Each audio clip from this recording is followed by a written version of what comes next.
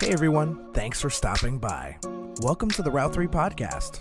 My name is Tommy, and I'll be your host.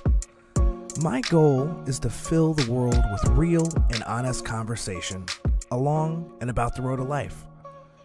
Sometimes we're going to be funny, sometimes we're going to be real, but it's always going to be authentic. So buckle up, let's go. Hey guys, welcome back. Another episode. Today on the show, we are sitting down with a couple fellas from the Delaware Music Center. This place is going to open up on March the 2nd. Grand opening behind Sherwin Williams in the heart of downtown Delaware. It is a retail facility. They got guitars, they've got cables, they've got, I don't even know how much stuff they got. They were still unpacking it when I came by. Quick podcast. These guys are great. I love what they're doing. They're really living their dream, and I couldn't be more excited for them.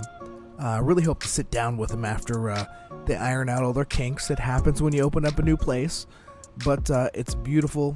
Delaware is just a great city, and if you're in the area, check them out.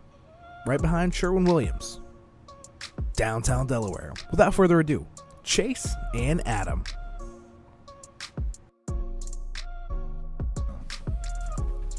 Hey guys, welcome back. We're just talking about Chocolate Rain for a second. Old Tazon Day. Yeah, if you ever seen that, you'd be pretty amazed. And he's right. And once you see the kid's face, it's a kid, isn't it? Yeah. It's like a kid with some. Or if it's not a kid, he could be one. It's like Gary Coleman almost in that sense. It's like James Earl Jr. Well, no, today doing a podcast with Chase and Adam. And they are opening up a new shop, new retail store. Is that what it is? Is that what we're calling it? It is. Okay. Delaware Music Center? Yes. DMC? DMC. Run DMC. That's my new job title. Okay. You can run DMC next week. Yeah. Oh, nice. And this is another portion. You've been doing not just retail music, but you've done teaching for a while. We've been doing lessons for about 20 years downtown. 20 years? Under one name or another. It's been the Delaware Music Academy for the last 5 years. What kind of stuff you guys been teaching people for 20 years? Anything that you could play in a rock band or in school. Okay. So an orchestra or concert band. No bagpipes, though. No bagpipes. You saw our article, apparently. Hey, it's a little loud, is what they say. It's super loud, like a freight train. Drums are already loud enough, right? I think bagpipes are louder. So what about you, Chase? You kind of bringing some of your expertise into this as well? Or? Yeah. So in addition to Adam expanding the store from just lessons to like the full retail space, we'd been working together for a few years in kind of like a subcontractor capacity for repairs and service for stringed instruments. Okay. And then with the expansion, there was a space available, so we kind of teamed up and we're like, yeah, let's, it's kind of like so center, Delaware Music Center being kind of the key word there. Yeah. It's really like a hub for all things music. So there's the back room here, which we're in now, is where I perform service on instruments. Repairs. So yeah, repairs, restrings, fret levels, electronics, just general, about anything that could go wrong on your guitar I can fix. Okay. So the lesson side of it, and there goes the rocket ship. Yeah, it takes okay. off. Yeah. Some of the things. Do you guys get a lot of kids? Do you get a lot of older folks? What kind of clientele do you typically see? Well, it's mostly middle school and high school kids that are looking for some way to focus their leisure time. A lot of people think that we would compete with other facilities doing the same exact type of thing, but we really compete with like golf lessons and swimming lessons and things like that. So it's just a way for kids to focus their leisure time and maybe build something on top of it. Maybe join a band, maybe write songs, or even nowadays you can just become a YouTube star, just playing music from your bedroom and never leave. So a lot of times, do kids typically have like a way that they need to go, or when they come in, do they know what they want to do, and then they ask for that kind of a lesson, or Well, do you try to feel them out at all, like what they're good at? Or? when kids sign up here, it's a lot like running into a freshman college student. I still feel like one. So they know exactly what they want to do in life. Okay. And they picked the right major for them, and that's what they're going to do. All right. But if you ever talk to a sophomore, a college sophomore, it's the exact opposite. Okay. Then they have no clue what they want to do. They picked all the wrong things in life. And then by the time they're a senior, they understand the reasonable path Sure. that they need to take. And that's kind of where we try and push them. Yeah. They come in and they want to be Jimi Hendrix. It's like, well, you can't do that. You can get close, though. You can at least try. You can try. Yeah. Nothing wrong with that. How did you get your start with music? I started playing the clarinet in 4th grade. Okay. Not just the recorder flute? No. Well, I don't think we did that at the school I was at. We had those growing up. And then switched to the saxophone, started playing the bass in middle school and high school, and playing the piano, and joined a band, and that was kind of the end of it. Like a rock band? Yeah. And Okay. I've just been doing that since I was in high school, and I'm just about 36, 37. I don't know how old I am. Do you miss the old the saxophone or the flute or anything? Or? Not at all. In Not at fact, all. people ask me, Adam, you play all these instruments. Which ones do you play? And I say, I just play anything that you don't have to breathe into. Okay. Do No reason. I just kind of dropped all of them. Do you still? What do you play? I'm assuming you play guitar and drums, or you can do it all, and a bass. You said you played a bass. Yeah. Do you have a favorite I have the one that people pay me the most to play. guitar? It's the bass. Really? But I like playing all of them. Okay. I don't. Is there one that's more therapeutic? None. He's being humble, man. This guy No. tears a piano up. He's Oh, on really? a band. You hand him anything with strings, or keys, and he's pretty darn good. he's downplaying his talents a little. No, it's okay. I understand. And all that kind of took a back seat to opening up this new thing that we're doing. Sure. So- No, when I see a lot of kids that don't have a lot of direction, it's like you always wish that they had some kind of hobby, even if they weren't that good at it, or but just something that they could go home every day and focus on for half an hour, 15 minutes, 45 minutes, something to try to master. I think we were talking about that before we started the podcast. Just something it's really good for kids to kind of do that, and have something to kind of not just master Fortnite or some, Facebook or whatever the kids are into these days, but, really just try to do something as a craft. So, Chase, how did you get into, I guess, guitar making, guitar maintenance? I mean, did you just one day decide you want to cut some wood and throw some strings on it? Or? Well, I kind of started. So my whole family has always been very musical. Like my grandma played church and the piano. My mom always sang in the choir and stuff, and dad always dabbled in the guitar, and everybody always did something in some level. I've had uncles that were in kind of like outlaw country bands in like the 70s and stuff. Okay.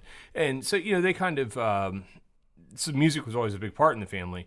And then as I grew up and hit my teenage years, I started kind of picked up the guitar and started playing a little bit, and from there also chose a path in kind of like a construction-oriented fields. Yeah. So woodworking, things of that nature. And over time, I found myself in a cabinet shop. And then, of course, one day, if you work with wood and like guitars, you're going to try to make one. Okay. So, you do that, go through there, and comes out a little nicer than you planned, and then you get a couple of guys like, "Hey, man, can you do that for me?" And then word of mouth happens, and then 5 years later, we're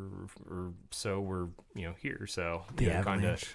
just sort of it kind of just turns into it's like anything else. If you can find a way to do what you love every day and then get paid for it, like it's you never work another day in your life, I guess. Sure. So which is not true. You gotta work very hard every day. Yeah, they say self-employed people are the only ones that work 80 hours a week to avoid working 40. Yeah, And Nice. that's, at least right now, that's true for Absolutely. for everybody. Oh, that's great. Everybody here. I can tell from everything that I've read that you guys really enjoy it. I mean, I wouldn't be able to teach a lot of kids much of anything. I mean, because it can be tough, but I mean, Yeah, but I imagine that's a ton of seeing patience. progress in kids doing stuff. Is that pretty rewarding when you're like, oh my gosh, they're paying attention? Or Well, you get numb to it, after 20 or so years. Okay. If they get better, if they don't get better, I don't focus on things like that so much. It's more about how the kid feels at the end of it. sure, And I think that's maybe where a lot of instructors kind of lose sight. They'll think this is how you're supposed to play, or this is what you're supposed to do, and then they'll try and make a kid do those things, and then they fail. 19 out of 20 of them will probably fail, and they think the kid was a failure, that they did the right thing, okay, but it was the exact opposite. So we just spend a lot of time trying to help people figure out what they really want, because they just don't know most of the time. And if we do that, if we find something that they're excited about, then that's that's where it goes. You ever had somebody come in and just kind of wow you? It takes a lot Yeah. to do that, just because of the atmosphere that we have. I mean, some of the teachers that play here are world class Okay. players. Yeah. So we hang out with people like that all the time, guys that have toured the world and done all that sort of thing. They've been there and done that. They can play anything, blindfolded, falling out of an airplane. So if somebody comes in with a lot of natural ability, sometimes that's kind of a bad thing, because they won't want to work hard, Okay. because they were just born with it. It's No, I just get that. genetic. Yeah. Those guys, when they find out that to take the next step is going to take like an hour a day, usually they fall off. Sure. I'd prefer somebody walk in and go, I don't know anything about this. I'm not assuming anything. Let's just start from there. Yeah. Somebody you can help guide a little bit better. Yeah. And Somebody who knows enough to know they don't know anything. Yeah. No, that's perfect. That's almost like my mantra for life is I was talking to my mom the other day, and I know it's totally off topic, but she got mad at me. She's like, you just never have a right answer, or like a direct answer. And I'm like, because the truth is I don't even know if I trust myself. Yeah. Like in some things, are like, what do you like? And I'm like, oh boy, that's a Well, today or yesterday or in exactly. 6 months. And I'm like, there's no one way that it's it's just people. You can make it political or whatever, but it's like, who's your person for president? But you know what? I like 60% of that person. I don't like all of them, and then there's people that fall in love. Anywho, but so your YouTube videos, Chase, are pretty cool. Oh, man, they're trying to train wreck sometimes, but No, I mean, so I appreciate that. no, yeah. I liked it when you jam on them. Oh, yeah. Because I think you put so much effort into showcasing kind of how you're building them. I want to see how they sound. Maybe that's just a guy that's not playing guitars. Yeah. Thank you. I appreciate that. Like a craftsman would want to see how they're built, but then, and maybe somebody that's, but then I'm like, oh man. Well, that said, if anybody's listening, they want to come in and play instead, because my talents are much better suited at building and working on them than it is as a player nowadays. But no, I do appreciate that. That's cool. Yeah. You should tell people to check out the Vikings channel. Yeah, no kidding. If you want to see somebody rip into one of his guitars. Yeah. Chris Gordon he's a player that I've got. He's out in Pennsylvania, and the guy can just like play guitar like nobody's business. Really? Yeah. It's crazy. Is he playing on your guitars? Yeah. Oh, nice. Yeah, he's I've been working with him for a little bit. He's got one of my Challenger models and a Flying V, and we're in the process of building a second Flying V for him. But okay. Yeah, just really super talented guy. He actually does radio DJing and stuff too. I think it's MGK radio, if I remember correctly. But yeah, he's Chris Gordon. He goes by the Viking. You can find links to him like on my Instagram. He and really Facebook looks like a Viking. Dude, Okay. He does. He's like 7 feet tall and has a huge beard. Yeah, super nice guy though, man. Yeah. Awesome guy. So Gentle giants. Yeah. It's like big dogs. Yeah. It's the little ones you got to look out for. Yeah. No, I've been pretty lucky that I get to work with a lot of really like world-class musicians, and it's cool. So yeah, I mean that's a great testament to the fact that, you know, like kind of what you said in terms of like doing what you love. Like, yeah, if you can do something where people find value in that, and then kind of give it to the world, and then, you know, if it comes back and it's good, yeah.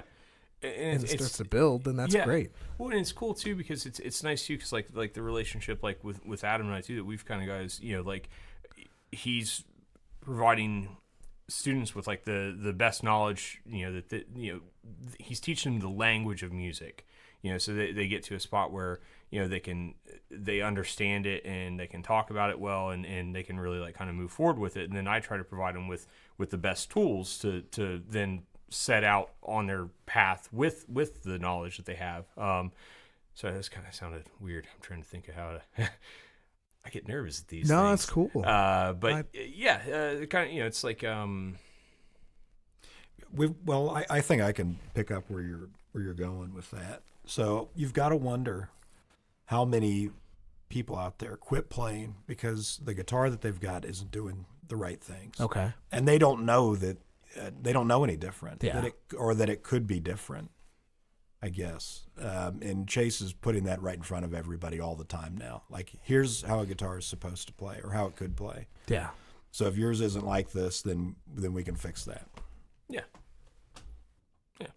Maybe not getting what they want out of it, but it's not because maybe they just have a poor tool. Yeah, exactly right. It's like it's, you know, well, look at it from like a compare it to like a car. Like you've got to, you know, it doesn't matter if you drive a Pinto or a Mercedes Benz. All of them are going to need brakes. Yeah. All of them are going to need tires rotated, the oil changed, things like that. It's maintenance. You know, if you're Benz, if you hit enough potholes and the alignment's out, it's going to pull to the right all the time, and you're going to be constantly fighting that when you're trying to drive.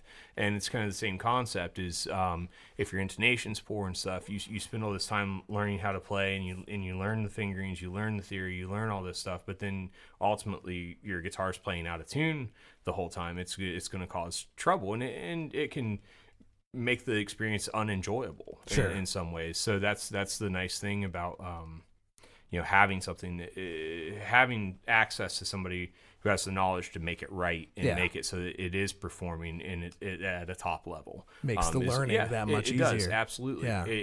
And that's the thing is they dovetail together so well.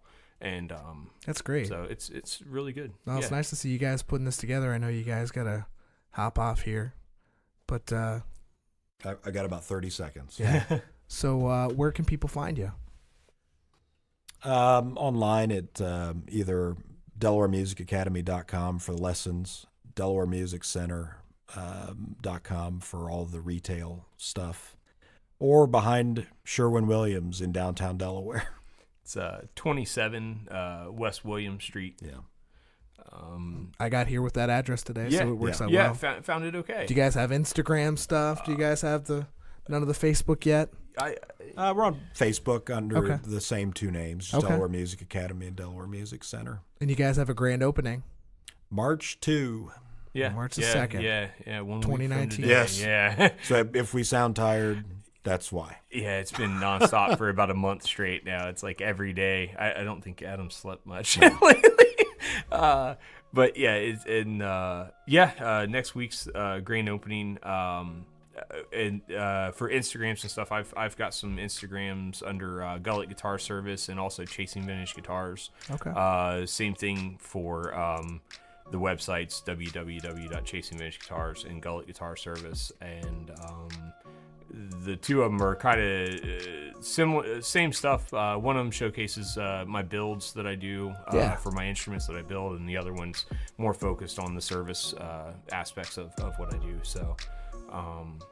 That's perfect. No, that's great. No, Adam, Chase, man, I appreciate you guys doing a podcast with me. Thank you. Hello. Goodbye, everybody. All right, guys. Thanks so much. Right, hey, thank you.